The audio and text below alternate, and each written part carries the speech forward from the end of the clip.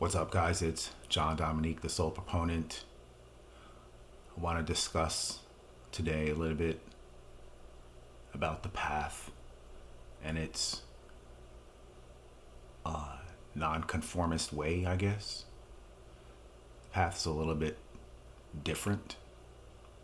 It's unorthodox. It's not the usual, what we're used to.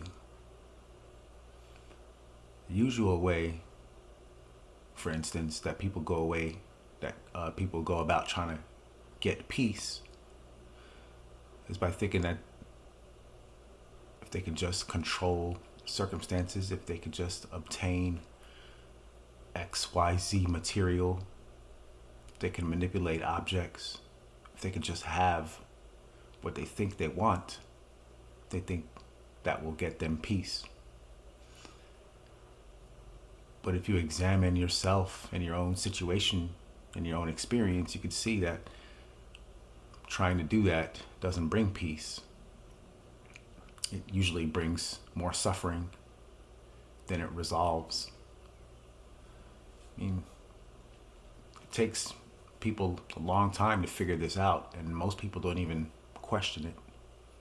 They just think if they try hard enough that they can get peace by getting a new pair of shoes, getting a new car, getting a house.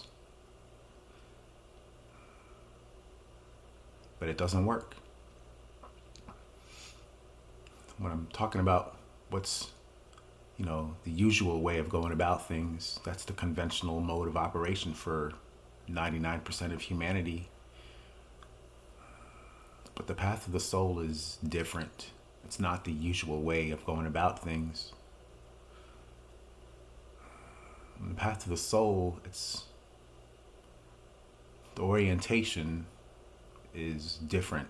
It's not about trying to possess anything. If anything, it's about a letting go of the need to possess and questioning, why am I possessed with the need to possess? And continuing to question that, if you look at it deep enough, go back all the way to the roots, and we continue to question and continue to get different answers, because the truth has multiple angles, so multiple facets. So, for example, we could say, well, why am I so possessed with the need to possess? And ultimately, you can see that there's some type of need to control things, to manipulate. And, the reason that is because without this need to control, we'll feel like our life is unmanageable, like there's no point to living life, there's no value in life anymore if we can't control our lives. But the path is not the usual way of going about things. It's almost a reversal. It's about letting go of the need to possess over and over again.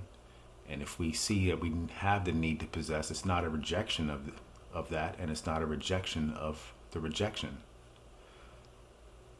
It's just a matter of letting go.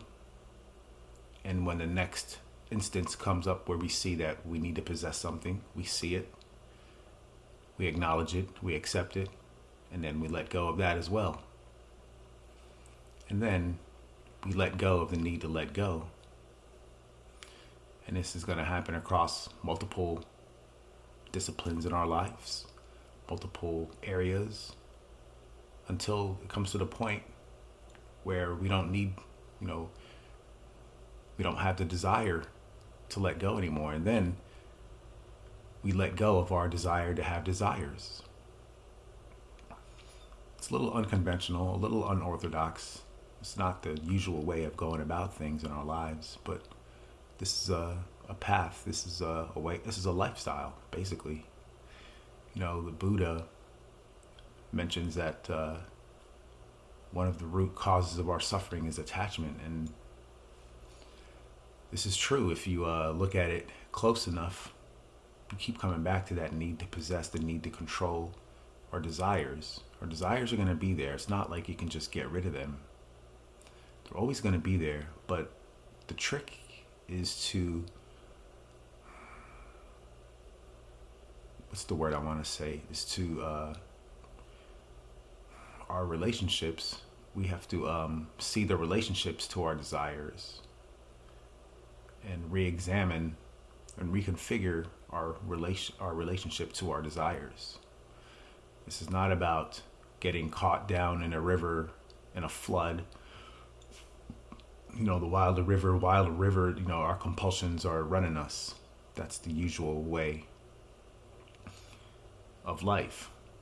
We have these habits, we have these attachments, these desires, these vices come up over and over again, and we're out of control. They control us. We don't control them on an unconscious level, especially. We don't think about it.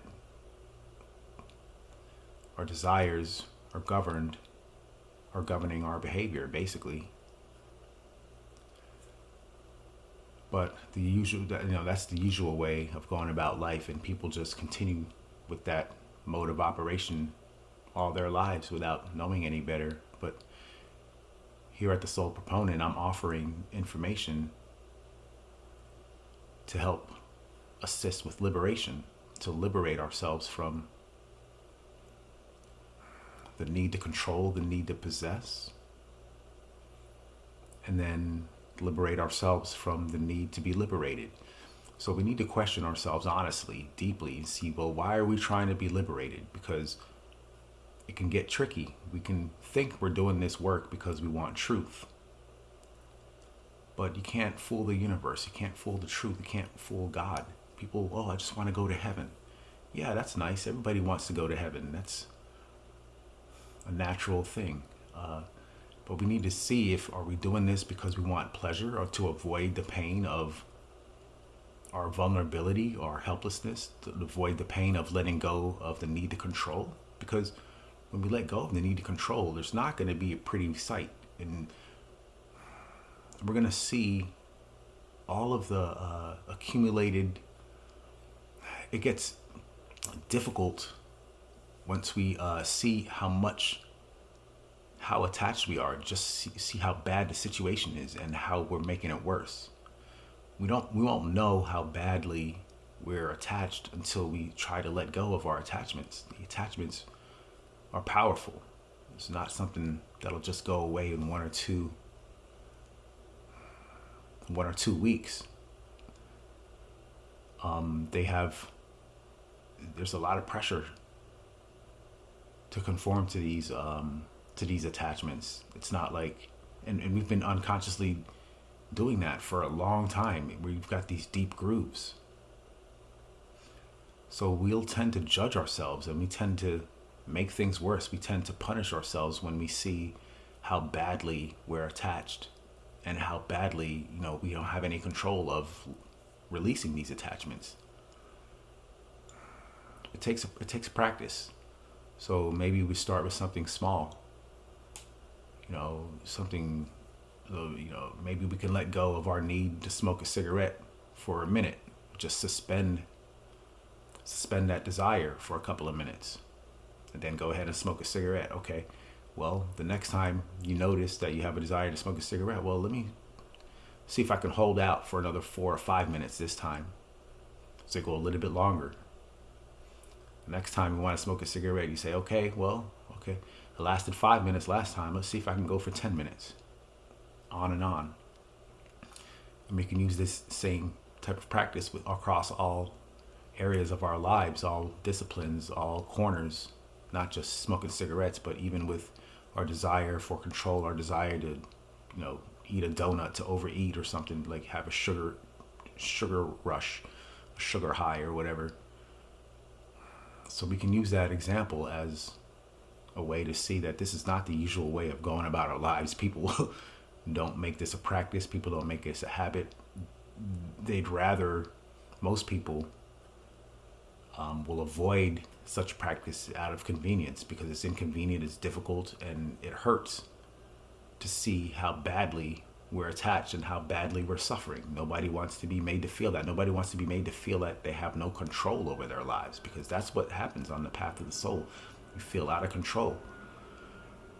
Now that feeling doesn't last forever, and we can see that giving up control is a good thing. And in the long run, that's how we really want to be, because the need to control everything all the time is creates suffering. Because the truth is, we don't have any control, but most people don't want to see that. They don't want to pay the price of seeing that and understanding it and seeing it, that truth in its entirety. They'll do it partially, for a couple of weeks, and then when it gets difficult, they're going right back to their old usual habits. That's how it usually works. So the path of the truth, the path of the soul, the path to God is not your usual way of going about things. It's not a matter of trying harder. And that's kind of one of the tricky things too. Like at the beginning, yeah, you do have to put effort because we need to see just how badly we're attached. So it takes effort to just put our awareness on being aware of the truth that we're attached and that we can't let go. We're possessed by the need to be possessed by something. And that's a really deep recognition, a deep realization. When we get to that place, we usually at a rock bottom, and most people don't want to be at that rock bottom. They want to be at the top. They want to have pleasure and fun in their lives and enjoyment, and we all want that. That's natural, but we got to see that the way we go about it doesn't work. And the usual way we live our lives, and we usually try to get peace, for instance, is not it. People try to get peace by, if I can just have X, Y, Z, if I could just get a new bracelet, a new watch, if I could just get that championship trophy. It's all conditional. The objects, the situations are outside of us. We think if we possess and hold something and own something, that'll bring us peace, but it doesn't. And we can see that it doesn't last. It's not the peace we want. There's a deeper peace. The usual way of going about it is by trying to get it outside of ourselves, trying to manipulate the situation and conditions. So it's always conditional. Something always has to be done. That's the usual way. But the real peace on the path of the soul is about seeing that peace is already here. We already have it. We're already one with it. It's just something that's in the way. So we need to question and inquire into it. Well, what's in the way? And it's about removing the blocks, removing the obstacles, removing the barriers. It's not the usual way of going about things. Most people try to get things by holding on, attaching themselves, trying, putting forth effort. That's the usual way of operation. But the path of the soul is the total direct opposite.